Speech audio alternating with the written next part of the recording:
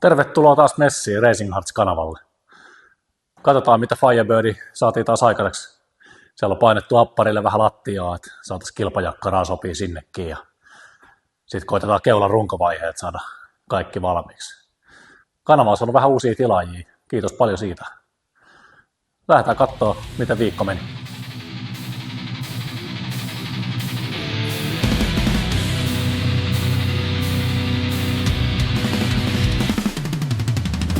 To the metal engines roar, racing hearts craving more. Streetlights blur night to day, burning rubber, no delay. Rivals shake and hear us scream. Nitro fueled, speed supreme.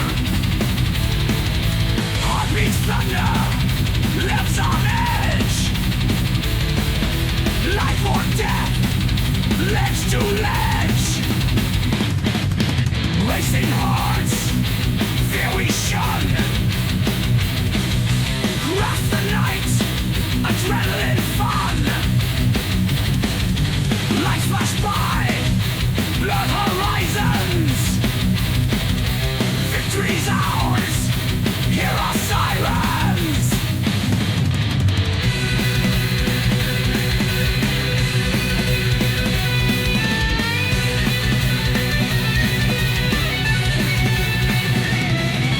Chasing shadows, break the limits. Gasoline, red line spirit. Sweat and steel, risk the game. Living free without shame. Engine screaming. No niin, nyt on Amerikan Boltoni jo vähän hitsattu ja rälläköity ja hakattu ja sorvattu. Perus. Mut kyllä se siitä. Saatiin tänne tehty tulipeltikiinnitykset. Ne on nyt niin kuin läpipulttikiinnityksillä ja isot prikat ja korilaatat siellä takana ja tämmönen iso laatta tässä edessä. Orkkis lokarin kiinnikkeeseen menee yksi kiinnike. Siinä se olisi niin kuin oikealla sijainnilla. Pattiaralla noin. Ja sitten toinen puoli vaatii vähän enemmän, kun ei siellä ole takana mitään, niin siinä joudutaan vähän hitsaa. Vähän hitsaa kiinni. Katsotaan sitten. Saadaan toi tsekattua sopiva kohta molemmille puolille. Kiinnityskorkeushan niissä on vähän eri. Mä en tiedä mistä se johtuu, mutta nääkin vinoputket, jotka tulee tänne väliin, niin nämä on suoraan valmistajalta nyt ja nämä on eri pituiset. Ja näissä lukee mitat, eli se on ihan tarkoituksella. Tarkoituksella nämä on niin kuin keskenään pikkasen eri korkeudessa, nämä on aavistuksen eri kulmassa. Mitä se sitten haetaan? Onko se jotain näitä vanhan ajan meininkiä, kun mopareiskin oli Rasemallissa, oli lehtijousissa yksi lehti enemmän toisella puolella. Sitä kallstushomma. Hieno säätöä, mutta en tiedä mikä juttu. Vasenta etupyöräähän tää niin kuin nosti viime kesänä jo. Et jotain efektiä niin päin siinä on. Ja tää kiinnityspiste nyt jostain syystä on sit just ylempänä. Mut voi olla ihan hakoteilläkin. Ja voi olla Amerikan poika tehnyt mitä sattuu, mutta aletaan siitä laittaa kiinni ja sit vähän heppailee tohon. Saadaan runko-osat valmiiksi.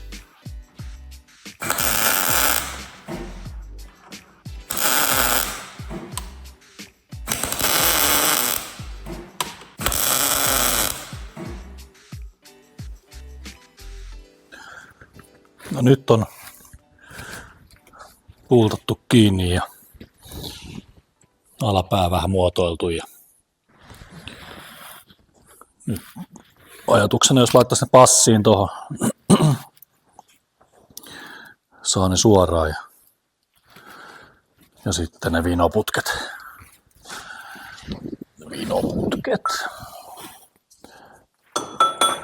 lattia rallaa tuolla.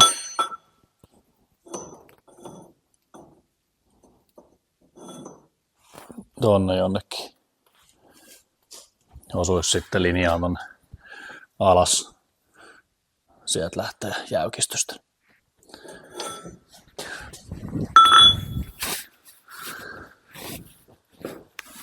Jos se olisi sit jäpäkkä.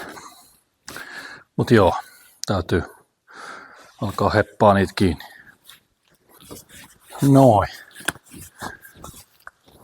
Nyt tuo eturungon palikat niinku hepissä siinä ja sit kun on kaikki tarkistettu ja double checkattu, niin laitetaan ne kunnolla kiinni. Tästä tulee ihan makea. Jotain poikkitueksi sit varmaan muodostuu. Jotain täytyy tehdä, että saa syylärit ja noi tohon johonkin. Ja kyllä se siitä muodostuu. Koneeseen joutui tilaa erilaiset korvat, että saa ne noihin kiinni. Semmoiset, missä on pusla siellä. Aikaisemmin oli pusla tässä, se clamp-malli. Niin ei toimi. Jos pelkän läpipultilla vetää, niin on väliä eteen taakse ja muutenkin kiinteä. En halua kiinteitä, en halua mitään värinöitä, kun vedetään katuun kuitenkin tuhansia kilometrejä. Pakko saada joku kumi siihen väliin.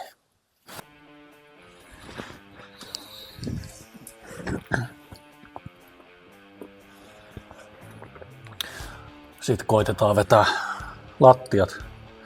lattiat auki vähän. Pitäisi saada kirkeen penkki sopii tähän kanssa.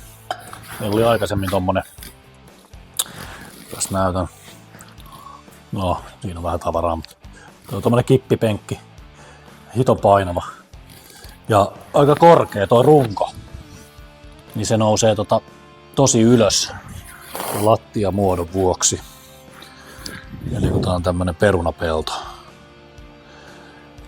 niin nyt koitetaan tiputtaa tuo lattia samalla lailla kuin se on tuolla kuskin puolella. Eli suoraksi. Ja otetaan merkit tuohon 5 senttiä taaemmas. Koitetaan laittaa niin apparilla vähän enemmän jalkatilaa ja mukavempi sit matkustaa. Siitä se homma etenee.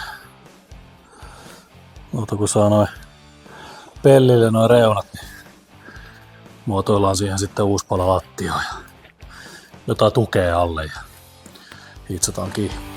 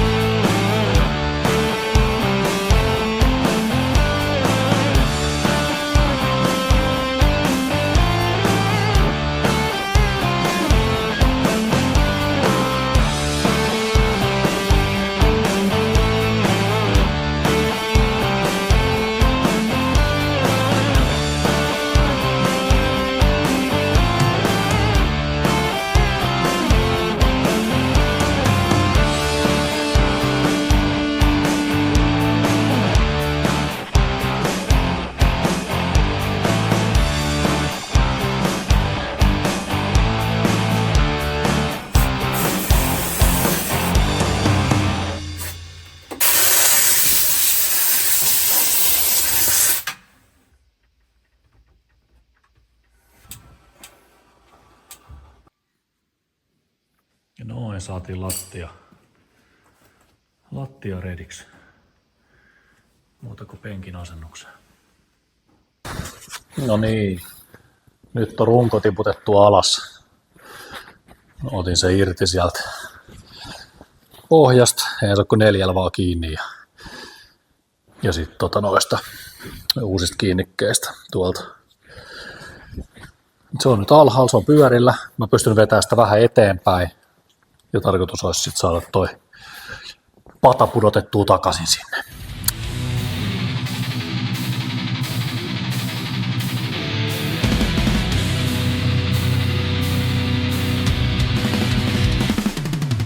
Pedal to the metal engines roar. Racing hearts, craving more. Streetlights blur, night to day. Burning rubber, no delay. Käydään läpi vähän yökisameja. Itselle oli ensikosketus nyt viime kesä. Pääs vähän kattoo ja kokeilee. Tosi mielenkiintoista hommaa. Oltiin tosiaan Vesivehmaalla päivä ajamassa ekas kavaa ja sitten oltiin sovittu, että illalla tavataan Chicagossa sitten paikassa X. Ja paineltiin sitten sinne ja meillähän tulee Firepirris kärry perässä, missä on varusteet. Pystytään vaihtamaan renkaat missä vaan ja tekee huoltotoimenpiteitä. Mentiin sitten sinne paikan päälle ja sovittiin siinä sitten vähän järjestystä, miten ajetaan. Ja sitten mentiin sinne suljetulle tieosuudelle, mikä oli sitten sovittu paikaksi. No, siinä sitten säädettiin ahdot lähtöön, nollaa baariin ja jengaa jonnekin 2800 lähtökierroksiin. Ja oli semmoinen pieni ehkä kuvitelma, että se pito voisi olla samaa luokkaa kuin siellä Vesivehmaan ranalla. No, sitten ensimmäiseen lähtöön ja vastaan tulee helkkari kova nelivetonen. Mulle vieras auto, mutta osoittautui sitten oli todella kova nelivetonen peli. Ja viivat lähettiin niin aivan savuille ja suutimalla se 200 metriä ja ei mitään jakoa. Nelari lähti kuin tykin suusta. Siinä sai katsella perävaloja sitten. Mutta oli tosi makea. Sitten sai seuraa totta kai, jos kamat loppuu, niin oli kyllä tosi mielenkiintoinen ja paljon yleisöä paikalle. Tosi makea homma. No siinä sitten oltiin saatu se ensikosketus katuhommiin ja vähän ehkä yllättynytkin siitä, että miten huono se pito voisi oikeasti olla. Koska ei ole niin tullut kisasetupilla kadulla ikinä vedetty. Mitään kuin jotain pientä transbreak-testiä ja tuommoista ujotestiä. Sitten päätettiin meidän omassa tukikohdassa vähän testailla ja otettiin siinä sitten vähän eri linkkeihin erilaisia säätöjä, iskareihin erilaisia säätöjä. Varmaan 5 erilaista setuppia otettiin siinä ja kellotettiin sitten ollut Dragylla aikoja, että mitä 160 fittiä irtoa paikaltaan. Vedettiin ehkä semmosia 50 metrin matoja. Ihan vaan näkee sen lähdön siinä. Sen jälkeen usein yleensä ei ole enää paljon tehtävissä sen 50 metrin jälkeen. Et jos siinä on jäljessä, niin yleensä peli on pelattu. Mutta tähänkin tullaan näkemään poikkeuksia myöhemmin. Ja me saatiin siellä meidän tukikohdassa sitä aikaa paranee. Eli pieni haku löytyi siihen, että mitä se katupito voisi olla. Tosin osalta varmasti vaikutti myös se myöhemmin jälkiviisausana jälkiviisautta. Varmasti vaikutti myös, että testattiin koko ajan samassa paikassa. Eli se kumin määrä siihen katuun lisääntyi koko ajan. Niin se saattoi antaa meille myös valheellista kuvaa siitä, että nyt säätö on onnistunut, koska saatiin parempi 60 feet. Ja me päädyttiin semmoiseen setuppiin siinä sitten, että meillä oli 0,3 baaria ahtoa sen lähtöön ja 2600 vaan lähtökierroksiin. Ja sillä me saatiin se niin kuin siitä paikalta irtoamaan. Ja semmoisella kevyellä sutimisella sitten työntää sen 50 metriä. No sitten me lähdettiin sinne Uusimaa Openiin sitten kattelee mikä meno. Ja siellä olikin sitten tosi upea rata. Että oli tosi makea, suljettu, leveä baana. Ihan mahtava paikka. Ja tosi paljon jengiä katsomassa. Että oli makea yllätys. Keskellä yötä, mutta tosi paljon porukkaa. Niin ihan sairaan makea meininki. Ja siis mentiin siihen ensimmäiseen lähtöön. Oli arvottu parit. Ja kuinka se ollakaan, niin siellä on vastassa se sama helkkarin nopea nelari, kuin mille oltiin sitten hävitty aikaisemmin sieltä Chicagossa. Ei siinä mitään, viivalle vaan ja itse varmana, että nyt on hyvät säädöt, että nyt meillä on joku chanssi tässä. Ja viivaat liikkeelle. Hyvä burnis vielä siihen. Hyvä burnis siihen vielä, että pääsisi omalta kumilta lähteä. Ja siitä sitten startti ja saman tien savuin. Ei mitään jakoa. Ei mitään jakoa. Ja taas takavaloin kattellaan. Ei mitään. No, sitten olikin onni myötäinen. Se oli jotain muutkin kohellusta ollut, niin päädyttiin sitten arvontaa. Niin meillä ei kaaviossa ollut parillista lukua porukkaa, niin mentiin sitten arvontaa ja arvonnasta jatkoon. Saikin vielä sitten chanssin yrittää. Ja sitten oli pakko koittaa tehdä jotain pikasäätöä. Ilta viileni koko ajan. Ja ei ainakaan pito lisäännyt. Otettiin sitten ahdot 0 lähtöön. Ja jengattiin jossain 2,5 tonniset. Todella maltillinen lähtösetutti. No sitten siinä tuli vastaan Nelari Audi. Ja ei varmastikaan hitaammasta päästä, kun on kahinoihin päätynyt. Sitten ei mitään. Viivalle otettiin taas siitä hyvä burnis. Ja sitten täräytetään liikkeelle. Ja morjens. Audi vetää saman tien 30 metrin kaula ja hirveät burnikset. Ja sitten koitin siinä kakkospesää. Nostin kaasua pari kertaa. Sitten loput sai pidolle. Ei muuta kuin lätkäpohjaa ja perää.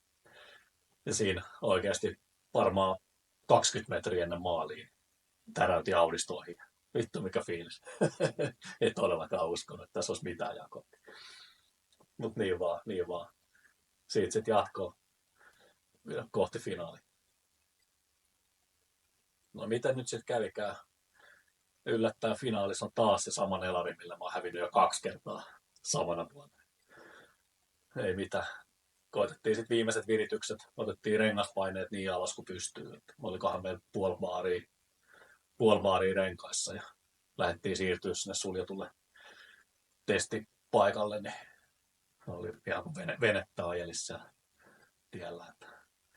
Mutta sinne vaan ei mitään. Ja taas sitten hyvä burnis siitä ja sitten alkoi jo jännittää siinä kohtaa. Tosi epävarma fiilis, kun on pelkkää epäonnistumista ollut koko ajan. Ei nyt löytänyt minkään valtakunnan pitoa. Ihan kuin olisi jossain jäällä testailemassa.